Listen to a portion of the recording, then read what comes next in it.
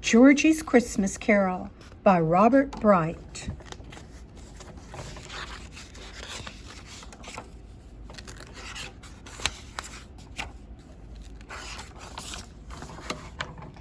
Christmas was coming, and Georgie the little ghost and Herman the cat were in Mr. Whitaker's workshop, watching him make toys and fix up old ones like new. He was enjoying himself so much, he was about to forget to do his chores again. As for Mrs. Whitaker, she was so busy knitting presents in the parlor, she kept forgetting it was time for bed. Georgie had to come down from his attic and creak the stairs and squeak the parlor door extra loud to remind her. Meanwhile, everybody helped to decorate the big tree that grew on the village green. Miss Oliver the owl perched on top of the tree and had the best view of all the fun. And that's the way it was every year. Everybody was getting ready for Christmas, and everybody was getting merrier and merrier. Everybody, that is, except Mr. Glooms, who lived in the big house on the hill. He got gloomier and gloomier. Nobody knew why or cared to ask, because Mr. Glooms was so crotchety he'd never tell. But this year there was a surprise, and it was a lucky thing Georgie found out about it. What happened was that two unexpected visitors, Sarah and Tony, arrived from another town. They were the children of Mr. Glomes's own young sister. But she was being called away over Christmas, so would Mr. Glomes look after them? She was sure he wouldn't mind. But he did mind. First thing, he locked the doors so Sarah and Tony couldn't get out and bring germs into the house. And he told them not to expect anything from him for Christmas, because in his house, Christmas was just like any other day, only worse. Sarah and Tony could see that here was a very unhappy man who needed cheering up. So they told him not to worry because Santa Claus would come and take care of everything. And just to make sure, they would write him a letter. At that, Mr. Globe shook his stick at them. "Santa Claus," he growled. "I'll tell you about him. Once when I was a little boy, I wrote a letter to Santa Claus.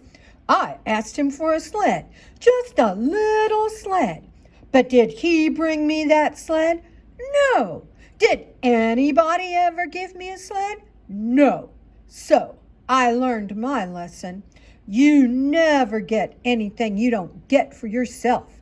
And that's why I live in a fine big house today." But Sarah and Tony couldn't see the sense of living in a fine big house if all it did was make you gloomy.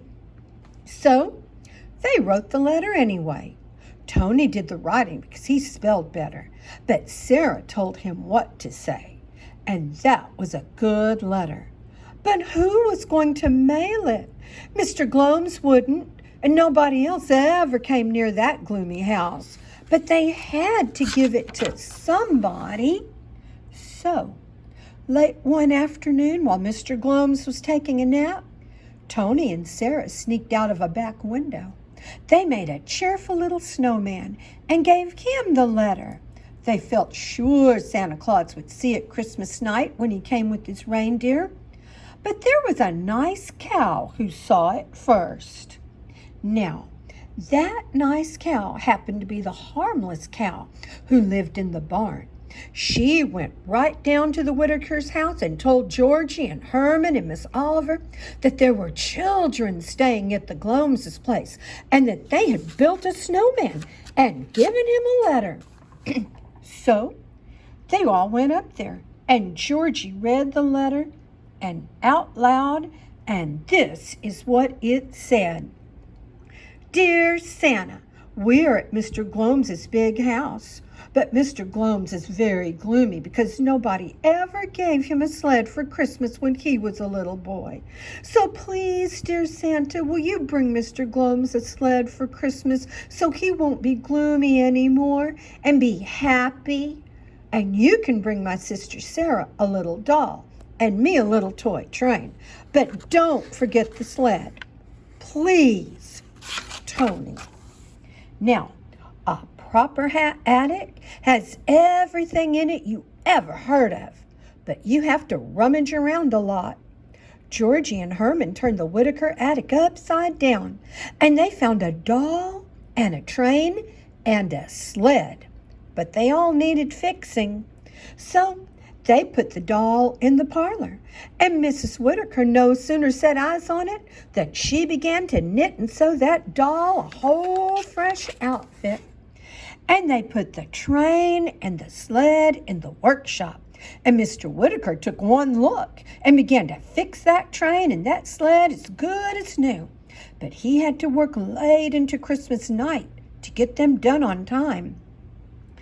As soon as Mr. and Mrs. Whitaker were in bed and asleep, Georgie and his friends took everything to the cow barn and closed the doors behind them, because this was all to be very secret. Now, up on the hill, Mr. Glomes went to sleep with earmuffs on to keep out cheerful noises. But that made it easy for Sarah and Tony to sneak out one of his stockings. Then they got out their own two and ran downstairs. They hung 3 stockings on the mantelpiece.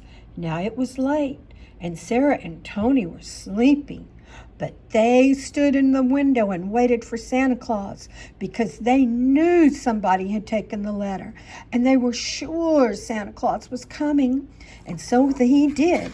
They saw him with their own 2 eyes. They saw a cat with a bell and an owl with a wreath and a big, fat reindeer pulling a sled with presents. And they saw a very little Santa Claus with a little tree. What a handy Santa Claus to come down the chimney, they thought, and ran to this fireplace to wait for him. But by the time Georgie had gotten the presents on the roof and squeezed himself into the chimney and slid downstairs, Sarah and Tony were fast asleep. Georgie had to make several trips, and he even got a little sooty. But the sled was too big for the chimney and had to be left on the stoop. Then the cow went home to her barn, and Georgie and Herman and Miss Oliver went home to the Whitakers. But they'd all be back in the morning to see what happened. Next morning, Mr. Glomes came down earlier than anybody else, all dressed for a gloomy walk. But when he saw what he saw, he couldn't believe it and made straight for the door. There was a sled, and it had his own name on it. But he was so sure it was a trick that he took the sled and he dumped it in the snow. And that would have been the end of it. Except he was so fussed up by now, he had to sit down. And that's when he felt somebody give him something that felt just like a push. Next thing Mr. Glomes knew, he was sliding down the hill on that sled, and he couldn't believe what was happening to him. He slid right past the cow barn and past Mr. and Mrs. Whitaker riding in a sleigh, and down the long road into the village. That sled slid so fast and so far, it slid all the way to the tree on the green, and everybody shouted, "Merry Christmas, Mr. Glomes!" And Mr. Glomes shouted right back, "A very Merry Christmas to you!" And then he knew what was happening to him. He wasn't gloomy anymore. He was merry, just like everybody else. Thank goodness.